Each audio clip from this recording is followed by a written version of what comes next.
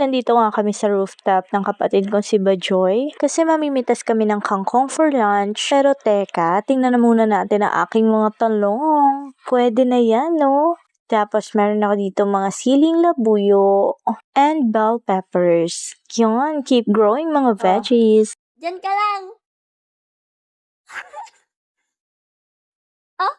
Sabi niya, paano kaya umakyat doon?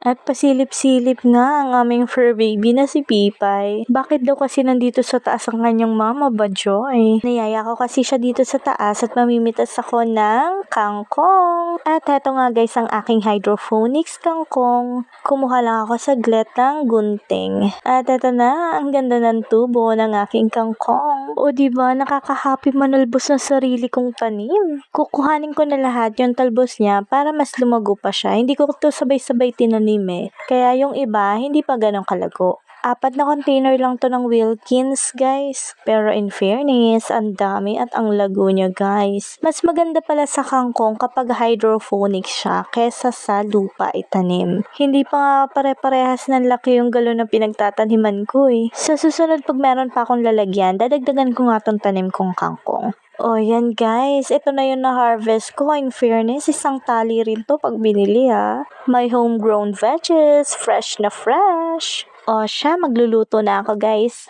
Oopsie, uy si Luna. May tumalo na kitty cat. For today's video nga pala, magluluto ako ng chicken honey sriracha and stir-fry kangkong with shiitake mushroom and fish cake. Gumamit ako ng breading mix para i-coat itong chicken. Tapos, pag na-coat ko na lahat, ay ready to fry na ito.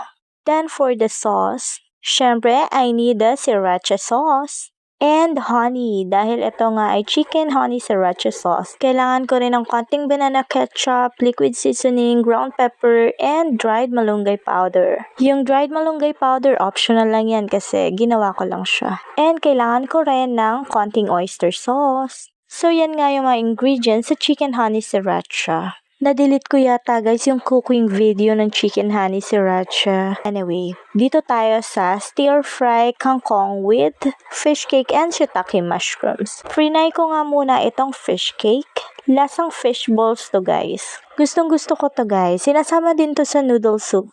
Or meron din mga sauce na nilalagay dito. So yan, set aside muna. Next is magigisa ako ng bawang at sibuyas.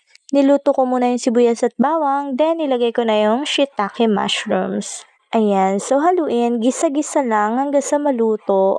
Next is ilalagay ko na yung freshly harvest water spinach or kangkong. Yan, I'm so happy na special ang aking niluluto dahil ito ay aking homegrown veggies. Nakaka-happy talaga magtanim guys. Haluin na natin to baby.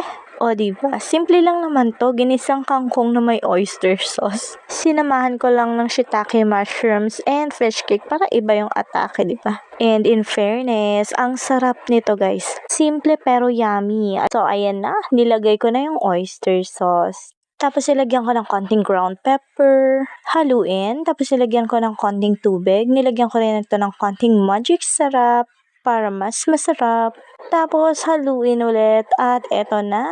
There you go. Nilagay ko na yung frinay ko na fish cake. Luto na itong aking stir-fry water spinach or kangkong with fish cake and shiitake mushrooms. Yum! Saktong-sakto yung luto ng kangkong. Sinalin ko na sa serving plate at maghahain na ako para makakain na kami. And naluto ko na nga rin pala yung chicken honey sriracha. Yon, yumminess. Kain po tayo. That's it for today's video. Thank you for watching. Bye!